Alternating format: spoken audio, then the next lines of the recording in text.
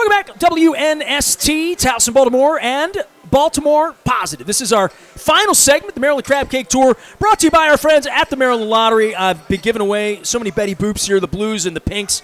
We're at Conrad's. I've been holding the seafood up, but I brought like the real guy here, Tony Conrad from Conrad's. Do I say seafood? Do I say crabs? Because you have different names on all of these places, man, and they're all a little different. This is different than the little shack I saw pop up out on Joppa Road 20 years ago by my radio station. Yeah, I hear you. We were going to go with the Baltimore Rat Company, but that wasn't going to fly so well. Didn't really have the seafood theme to it. So we stuck with Conrad's Crabs. We made it simple. My last name and what I catch, crabs. Well, you do this honestly. I mean, there's a lot of places that serve crabs or serve a crab cake. Yeah. You're the guy that actually goes out on the water. This is almost backwards. People open a restaurant and then worry about where to get the crabs. You fall in love with crabbing. I spent all last summer going around the state when crab was $55 a pound, finding out who's catching them, where they are, down in Cambridge, Chop Tank and all that. You've been on these waters how long? I don't know. I can't count. I'm 47 years old now, so I've been doing it a long time. Fall in love as a kid? I did. It's been in the family for a long time, and as a kid I was doing it on the Potomac with my cousins and uncles and Are you aunts. from that area? Or My family's originally from Pope's Creek, which is down in La Plata area. I know. I went to Pope's Creek. There's a beautiful restaurant in the water down there. It's called Captain Billy's? Captain Billy's. I was at Captain Billy's. So my great-grandmother is the one who started that. You can see the bridge from there. Yeah. It's a beautiful porch area. That's beautiful. Knotty pine Yeah. and crabs everywhere. Yeah. I had a bowl of crab soup there on a cloudy day. I did 30 crab cakes in 30 days, and we picked Billy's. Yeah. And I have a picture of me in front of Pope's Creek. Yeah. So that's your background. He's my idol. That's it. Yeah, that's my background. Wow. That's my bloodline. So how do you wind up in Northeast Baltimore? I mean, literally, that's all your places. Yeah. I thought you were a guy from like Loch Raven because you opened a place near Loch Raven. That was my mother's side of the family, and I guess generations. We've been here forever, and generations ago, those people kind of migrated up here, and my dad's side lived up here in the city for forever. But you spent your childhood on the Potomac down in that southern area. When you say yes, well, first time you threw a crab pot in the water? Yes. Okay. Yes. So my background is I grew up in East Point, Dundalk, and there's water everywhere when we were kids. I wasn't much of like a fisherman, still not to this day, although I did some fly fishing last year. But I distinctly remember crabbing as a kid all the time. My family, we had a pot. We had a crab, chicken necks. Yeah. We would throw in at Bear Creek usually, over right where the Bear Creek Bridge and Wise Avenue. Sure. I spent a lot of childhood summer days there pulling out crabs, trying to measure them, make sure they're the right size. Mm-hmm. But I haven't caught a crab or been in a cage since my childhood. Okay. So I don't say it left me or whatever, but I watch people do this for industry. This is serious business, man. Yeah. I mean, and the bay and the volatility of it and years. I saw the oysters were good this week, right, this year. Mm-hmm. Crabbing for you, when did it become something you want to do, make a living doing? You were doing something else with your life, right? We were. My parents, like I said, it was my mother's side. It was the waterman side, and as a kid growing up, I always was drawn to it. We would spend, weekends down in Pope's Creek or go with my grandmother, and we'd go for rides down there and see, Cousin Billy and the family. It's just like something I was always drawn to it. And I guess I was probably 10 or 11 years old, and for some reason, every weekend I was on my bike, living in the Loch Raven area, riding my bike to Loch Raven Reservoir, and my mom and dad would be like, "Where's Anthony? Where's Anthony?"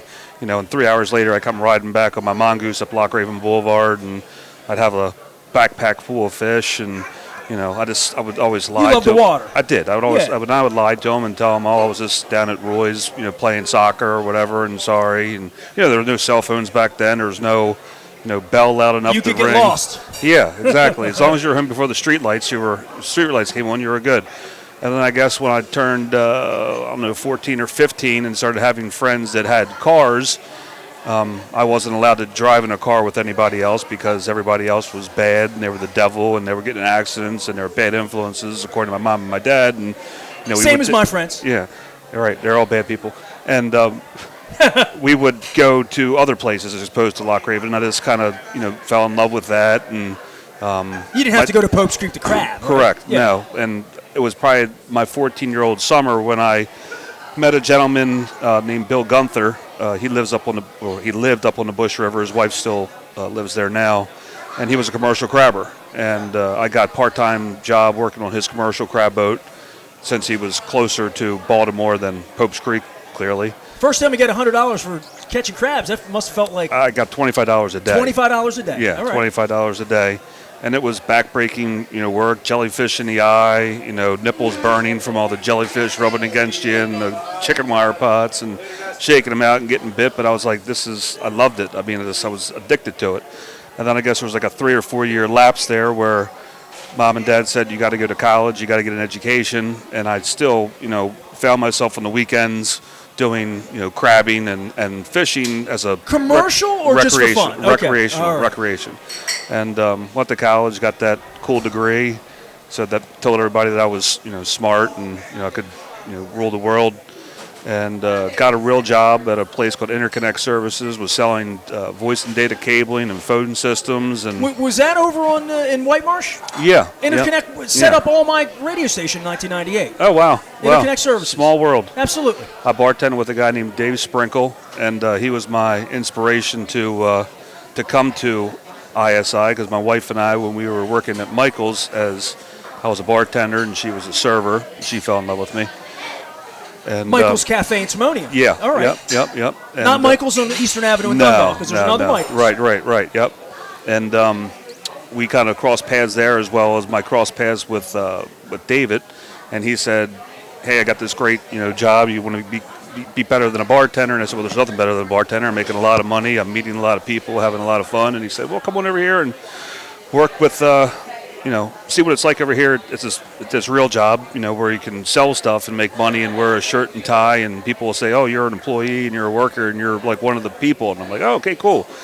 So we weren't married yet, and I took on that job, and I hated it because it involved, listening to other people tell you what to do, and you were based off of your work that you performed, and how to sell this, and it just it was a long 2 years of making good money, but not having a good time at all.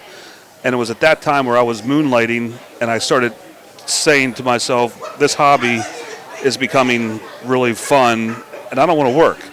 Well, you got to be able to pay your bills, and I got a wife saying to me, well, you can't just keep going crabbing every day. And my cousin Billy had a friend at the time, he was alive at the time, that he turned me on to, and says he's got a license. He actually got sick at the time. And I called him up. I got his commercial license from him, and I started moonlighting on the weekends while working at Interconnect Services and bartending at Michael's on the side, catching crabs. And at the time, I was probably making an extra $300 a week, but it was the most fun I've ever had. I was like, doing my passion. You're looking forward to it every day. Yeah. Sure. I was like, so it got even more of a sickness where I would start waking up 6 days a week in the morning and crabbing until about 10 o'clock in the morning before I would work. Well, then ISI kind of caught on to it when I kept saying I was going on these sales calls and not coming into work until 10:30, 11 o'clock. So I think I got fired. I'm not 100% positive, but I think I got fired. Long story short, the owner of the company, Gary Schuhart, I'm really good friends with him to this day. And he's been very inspirational in the job that I have now, because he gave me the place to keep my boat, even though I didn't work for him anymore. But I was able to keep my work boat there, and at the time it was just a little Carolina skiff, and I was small time, but I was big in my own mind. I was loving it, and it was backbreaking work. And he's like, follow your dream. So I followed my dream, but I wasn't making any money, and I was only a crabber then for 6 days a week, not bringing him enough money. My wife was the breadwinner. I was still bartending, also trying to make a little extra money, and we kind of knew that we wanted to do something food-related with my crabbing industry, because my wife loved working at Michael's, and I think at the time she got promoted to like good crab cake. Good crab cake. Good yes, crab it was. cake. Yes, Very it is. good crab cake. Yes, it is. And great people, very, very Love instrumental. the Dallas folks, absolutely. Very instrumental in who we are today because of what we learned from the family. And we knew we wanted to do something, and at the time, I believe Michael Dellis had offered Andrea and her daughter Lauren an opportunity to open a place up in Jacksonville, Maryland. There was a Exxon gas station, and there was a oil spill up there. I remember that. I had a friend that lived near there. And that, for some reason, was going to be the location that Michael was buying, and they were going to turn into a restaurant that Lauren and Andrew were going to work. And I was like, hey, maybe I can, sell you some crabs. We could sell some crabs out of there, blah, blah, blah. And I kept crabbing, and then I got a job at the place called Performance Food Groups, which is a food sales company out in Carroll County. It was actually then called Carroll County Foods. So I then became a food sales rep, as well as I was crabbing as many days of the week as the weather would let me, as well as still bartending 3 or 4 nights a week at Michael's. And again, I found money at the food service company and bartending, but it wasn't what was making me happy. What was making me happy was waking up and not making any money catching crabs, but going out there every day. What do you love about crabbing so much? What's the obsession? It's I don't know. Everybody that knows you tells me you're obsessed with it. Like when I met you. I don't know. It's something in the blood. You got to be an idiot. You got to just have something wrong in your head to become a crabber or a full-time waterman. Is there something about you that knows where the crabs are in some way like that you get truly better at that, at looking at water and saying... Like a crab whisperer? I guess. I don't. Yeah. But if you're out there all day and you want to maximize what you're doing... Yeah. Like fishermen say there's a hole or there's a ripple or there's something that would attract fish. Yeah. Is there anything fundamentally that attracts crabs? Absolutely, Salinity? Yeah. Salinity. Yeah, thank you. Yeah. You definitely learn where the crabs are going to be, and where they are not going to be. I need to drink more to learn how to say that. It's understandable. We all have to do that. Yes. So Conrad is here. He is Conrad's Crab, just in case you tuned in. We're hearing your story about this delicious crab cake. Yes. Rewind to start from the beginning if you haven't heard it yet. So doing that, we then, that fell through, the oil thing, I don't know, whatever fell through with the whole restaurant. And Michael came to me with his friend Frank Patilla, who owns Mr. Fish, and said, hey, why don't you guys think about opening up a seafood market? We'll, money back it, and we'll have a seafood market. And this is your place on Joppa Road. And Andrew and Tony can run it. Tony can be a waterman, do whatever he wants to do. And I was like, that's great. Andrew was like, I want a restaurant. I don't want to have to, do carry. I want to wait on people. I want to have something really nice where people come in and I can talk to them all. Like this? Correct. Yeah, just like this. And I at the time was like, we'll do whatever. But what came up at the time was the gentleman that owned Joppa Seafood. He had an injury at the time and passed away. He was under the construction of the old Joppa Seafood, which was a hole in the wall, a couple cinder block walls, and a piece of plywood and some glass that was always broken. The glass was broken in the front for 15 years. I remember when you came there, I'm like, hey, they fixed this whole shack up and they had a little market here. It doesn't stink anymore, right? Yeah. Well, I never got close enough to smell it, but I looked at it. So I lived behind there on Emge Road my entire life, and Joppa Seafood was always right there, and I never, looked forward to it. Casey's on the corner of the bar, right? It was Sarandos at the time. It'll always be Sarandos. It'll never be Casey's to me. It was Sarandos, because that was one of my first restaurant jobs on the side, is when I was 12 or 13, cleaning dirty dishes and scrubbing the floors and being yelled at by a Greek man about the urinals are dirty, and I had no idea what he was saying, but I would just smile and go do it. Mr. Sam, he was the greatest. And so anyway, we kind of opened up the market. I got to give lottery That's tickets fine, away. yeah. We got people leaving here. If it's a winner, bring it back. Maryland lottery tickets. Let yourself play. Win. Go win something. There you go. All you won at Conrad's. You win $100. Let me know. All right, go ahead. Come back to Conrad to spend it. So, sorry. That's right. Where were we? You don't have to pimp your place when you're in here. They know how good the food is. They were already here. Oh, that's right. They were here. They looked like they had they were having a blast. They've been sitting here for an hour and a half. They're happy. That's why I gave Maryland lottery tickets. That's right. So you the little shack that I started passing on Joppa Road by the Bell Lock Diner, that happened in 4 or 5 or 6, somewhere in there. 2004, 5, 6, somewhere in there.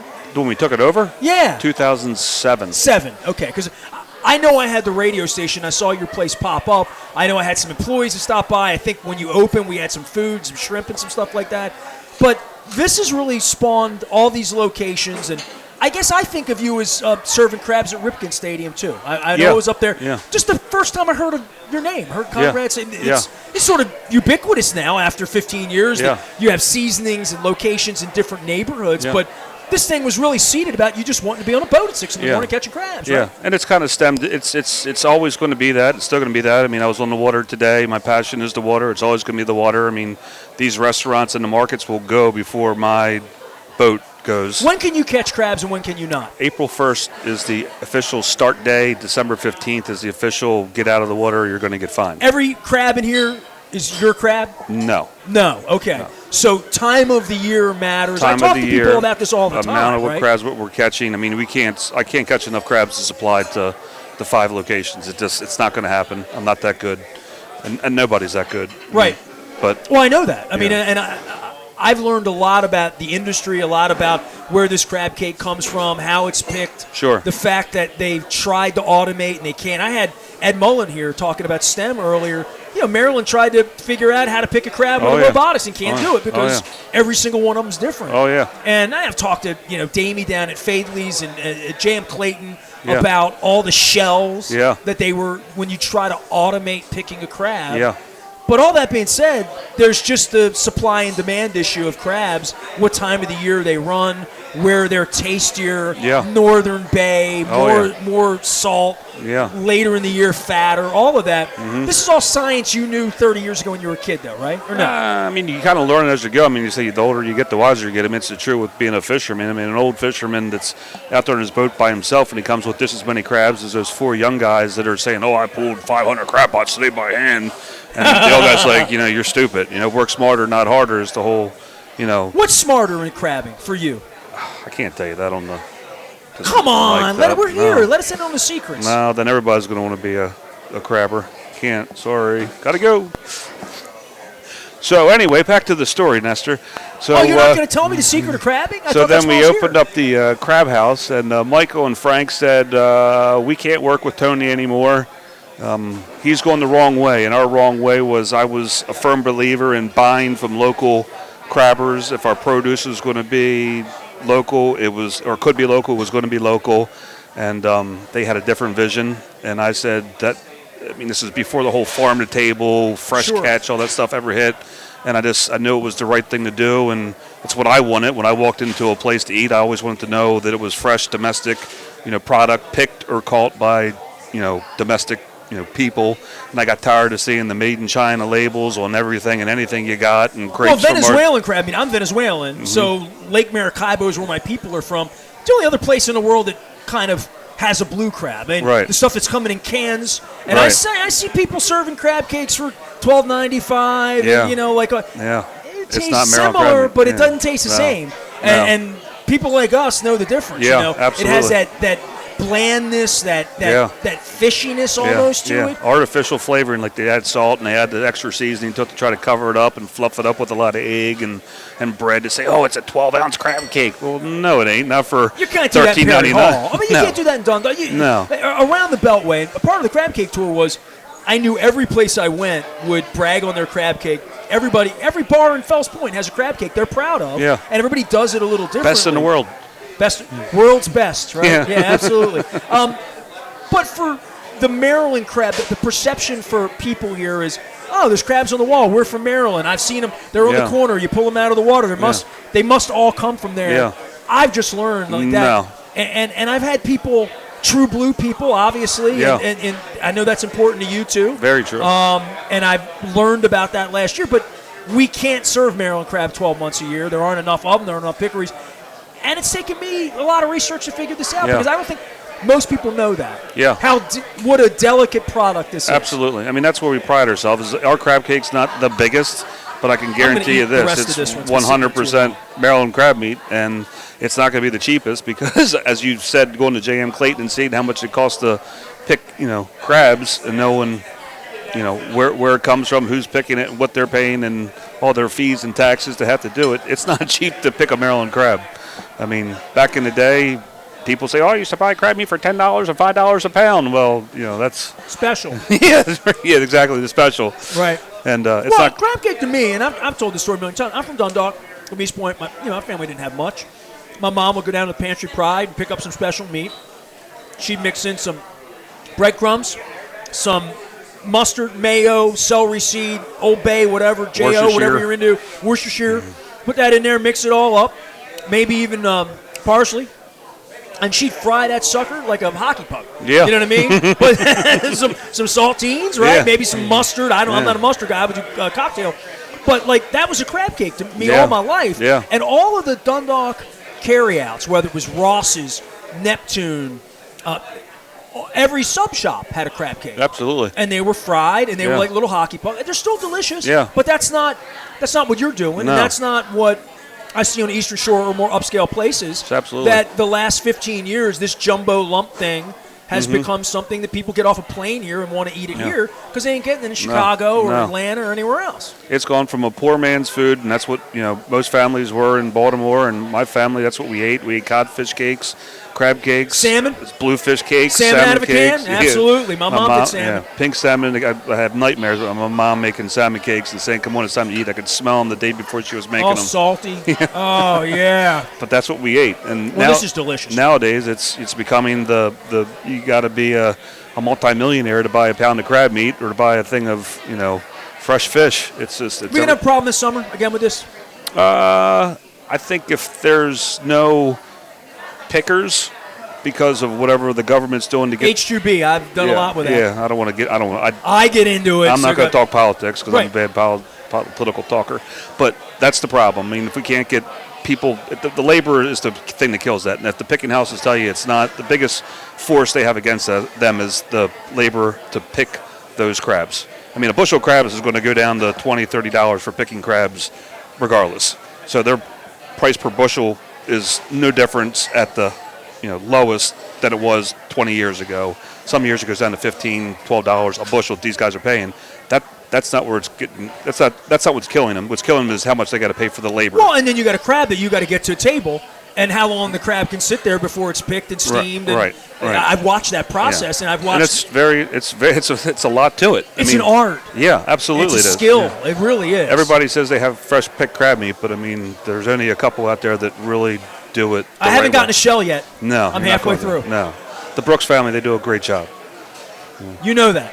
Absolutely, we buy their meat. Yeah. That's why it tastes so good. Yeah, that's right. Go, Jack. All right, Jack. Nope. Jack lent me his cooler last summer. I drove around with it also. Tony Conrad's here. We're Bill's Conrad's. cooler than Jack. Bill's much cooler than Jack. Bill Brooks. It's his brother. I'll hang with him this summer when I go down to Cambridge. Right. So, give me a little crabbing. I know you don't want to be too insider, but where the crabs come from, the salination, the way they taste, what river, what bed, that all really matters. Yeah. And I guess for a guy like you can taste a crab and Absolutely. know time of the season it's from, where it is. I mean, yeah.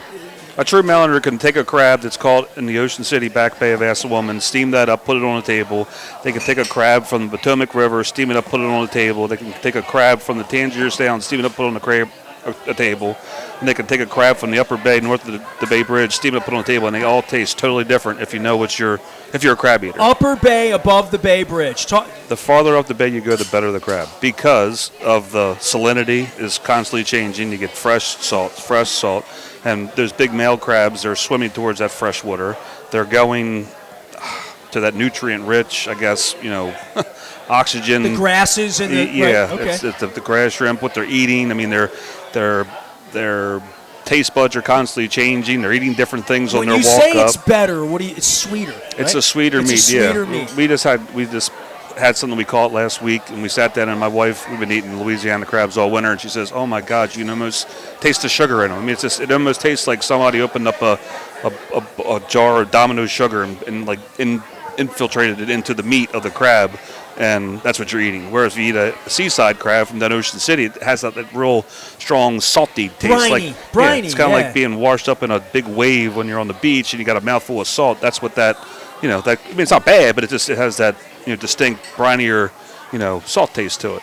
So it's just. This is the best conversation I've ever had about tasting a crab. When you started saying I could cook a crab from this year, nobody's ever done that on this show. Well, that's because you're the crab guy. Let's do it. So you could do like a crab taste challenge. Absolutely. Yeah. What about your seasonings? I know you guys work with J.O. Am I correct saying that? So J.O. mixes our spice for us. Our spice is handcrafted by us and us only. We mixed it, my wife and I. And Well, you win awards for your crabs, right? Is this the same seasoning on the crab? So just like J.O. seasoning has a number 1 and a number 2, meaning crab seasoning and seafood seasoning, one just has less or no salt, and the other one has a lot of salt. A lot of salt, like an Allburger salt. When we first started, we used something called an Allburger salt, which was a really not as granular. Right, it was more like a flaky, bigger, longer, like slivers of like skin. It was what it looked like, but it was salt, and it just the way it melted on the crab and into the seasoning was just incredible. And then there's 7 or 8 other special spices in there that nobody has. And J.O., we went to J.O., we went to a couple other different spice companies, and we said, how much can you mix this for us? And J.O. was actually the best company to work with. They were the nicest. I know Ginger a little bit. Yeah. They're great people. Great people. Music's on. Yeah, we'll have it in a little bit. Yeah, a little later. Absolutely. Sorry. Thanks for coming to Conrad's tonight. They love the show. Thank you. They love the show. So bye, Conrad's. Sorry.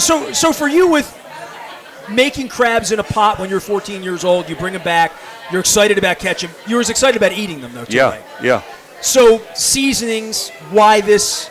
Is this a family thing you've had forever, or just your own thing? As a kid, we used to buy big boxes of J.O. spice, and I used to always say it's good, but I can make it better. And I'd always used to take home spices, like a lot of families do in Maryland. And they take, different spices and they add it to either Old Bay or J.O. and they make it their own proprietary spice. Where this is the Smith family. I like it saltier. I like it pepperier. Right. Yeah. And this J.O. was always the backbone of it. And being a local company, J.O., I mean, they were the company that we went to and said, hey, this is our recipe. Here's what we want to do. And they said, we'll do it. They put it behind lock and key. Nobody can ever, try to mimic or duplicate it. And there are times when other people try to hire chemists to try to match other people's spices and steal it, but ours hasn't come close to being matched yet, and it's delicious. You keep winning awards for keep crabs. Winning awards, yeah. But lobbying. I mean, the crabs are the crabs. I mean, the spice really makes the crab the crab. When it comes to the lay person who says, I want to have a crab, I mean, they can't tell that. I mean, a person from Minnesota flying to Maryland having a crab can't. I've had enough crabs that, they're all different. Now, as a kid, I wouldn't have known that. Right. They're just orange and they got Old Bay on them or whatever you'd say, seafood. They're all different now. Yeah, I mean, absolutely. Saltier, spicier, pepperier. And I guess dressing a Northern Bay sweet crab with this. You're a connoisseur. I mean, it's the truth. I mean, you could definitely tell the difference between that Upper Bay and that Lower Bay crab to the Carolina crab, to a Georgia crab, which tastes like a paper pulp mill, to a Florida crab, which tastes like a bottle of sea salt, to a Louisiana crab, which is probably the closest to our crab. And then some guys buy stuff from Texas because they're really big, and everybody wants to buy big crabs, and they are okay. But that Upper Bay, Chesapeake Bay crab is the best crab in the world. There's no reason that anybody can argue and beat it. Have a taste test. Now, is that an after July 15 thing as you see it? No. So crabs are here right now. We're crabbing as we speak. We crabbed today. We're north of the Chesapeake Bay Bridge. You hear everybody say, oh, you got to wait until the lightning bugs start flashing before you catch a crab above the Chop Tank River. I didn't know that. Yeah. That's what the old people say. There's a lot of, yeah. I mean, crabs, they're going to different depths. They're going to different bottoms. They're going to different areas of salinity, different times of the year, and you just have to know where they're at, and you go to them, and you catch them. And it's really that easy. But most people just, if they're not in that river by that one point, by that falling down tree, by that guy's house on the pier, and they're not biting that chicken neck, then those people say that the crabs aren't there until July 15th. Or they're not at that one bridge piling until June 15th because, they could be really close to them, and they're not watermen. You got to get out there. You just got to be a waterman. You do anything else? You do the marlin or any of that kind of? I see your performance fishing here. It just was a very comfortable shirt to wear. My friend Ben Werner actually started the company. He's a local curly guy, and I got some free apparel. I don't buy clothes. I've seen all the guys wearing that stuff, so I know some of the marlin people. Yeah, well, my buddy Brian Eater runs Chaucer. He's always in the marlin, so we did that last year too. But just being out on the water, I mean, that thing's crazy. 100 miles offshore, 5 in the morning, out in the sun, trying to catch a 2,000-pound creature. Yeah. That's fun fishing. That's not what we do. I mean, it's fun fishing. That's fun. Like, you go out there, you're like, hey, guys, let's go out and catch some fish. It's fun. What we're doing is fun, but it's not work. like that. It's work, right, yeah. And those guys will say it's work, too. Shout out to those big, tough I saw them. They're fishermen tired as hell when they get home. Yeah, they got to like turn their hand around in a circle and reel that reel. I mean, that's really tiring, isn't it? I think you get a button for that, don't you? Right, I think you can have that. No button to pull the crabs in. Tony Conrad's here. We're Conrad's Crabs for being our guest. He's going to get a Maryland lottery ticket. Big thanks to all of our sponsors at Goodwill, our newest sponsors at Window Nation, and the Conrad family sponsoring us here for all the locations. So everybody where your locations are, and they are different. I mean, the markets are different than I remember this as Perry Inn, right? Like many moons ago. Oh, yeah. I remember what it looked like over here in the bar and the disco ball and like all that. You've taken each one of these locations and made it your own, for sure. I mean, yes. the place up in Abingdon was a failed Joe's Crabs, thinking Joe was going to move in here and sell crabs in Bel Air, right? Joe. I think we needed Tony to move in. But local matters here, right? Absolutely. And when you move into Perry Hall and have a neighborhood place here, I had a young man from Wise, Nick, who grew up on the street down here. He came up today and said he's seen the whole neighborhood change. You're from Loch Raven, close to where my radio station is. Why here? I mean, you strategically pick these neighborhoods and you pick places, and obviously it's doing pretty well. So this location, just like every other location, it was the grace of God that it came to us. There was a gentleman by the name of Mickey Coachella. I don't know if anybody's heard of that. Yeah, I know him. Short, bald-headed, goofy-looking. I saw him do his creature. comedy act 3 weeks ago. It was funny, wasn't it? I'm still laughing. No, he's a great guy. But anyway, he came to me and said, Tony, you got a great spot. Let's open up a restaurant. I was talking 100 miles an hour. I said, Mickey, slow down. What the hell are you trying to say? And he wanted to open up a crab restaurant. And our relationship was going to start, and he had some personal things, God bless him. And we wound up meeting the landlord here and kept following through with the process. And Mr. Rupert, God bless his heart, probably one of the nicest men I've ever met in my entire life. And again, very inspirational. Everybody that we've met along the way, and why each individual location is positive and productive is because of the people that we worked with at each location. And Mr. Bill, it feels good going in. Absolutely, right. He was on our side. He was pro, Conrad's, and it was just number one going forward. And that's when we were kind of building our team for the restaurant, because the whole market is a different animal than a restaurant is. I mean, everybody that says you're going to open up a restaurant, you're crazy.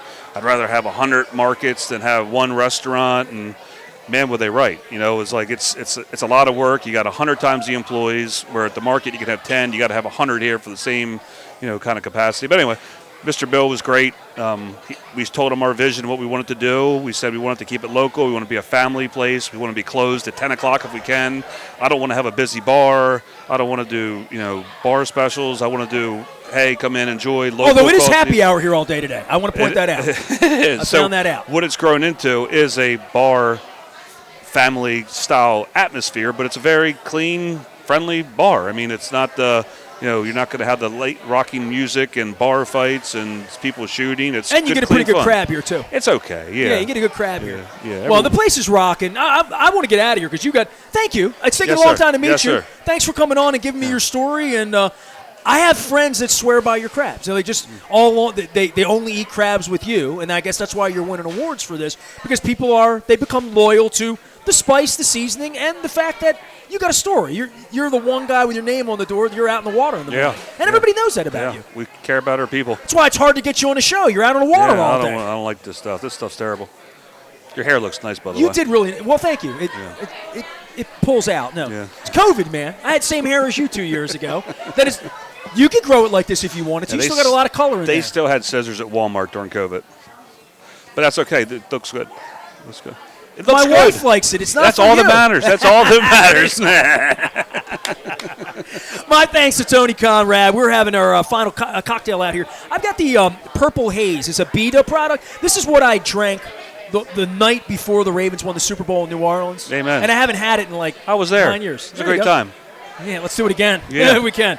My thanks to all of our guests that came by today. Should I name names? John Wyman came by. We had, Ed Mullen came by. Bill Cole came by. Let's see if I can remember them all. It was 3 hours ago. I forgot the first Marks. hour's guest. Councilman Marks came by, Great absolutely. And we also had Nick from Wise Markets, and I know I left. Somebody else was on the show. Tony Conrad. Oh, Tony was here, too. Yeah. My thanks to everybody. We'll be back for more right after this. We are Baltimore's finest, formerly sports radio station, now talking crabs. We're Baltimore Positive. Stay with us.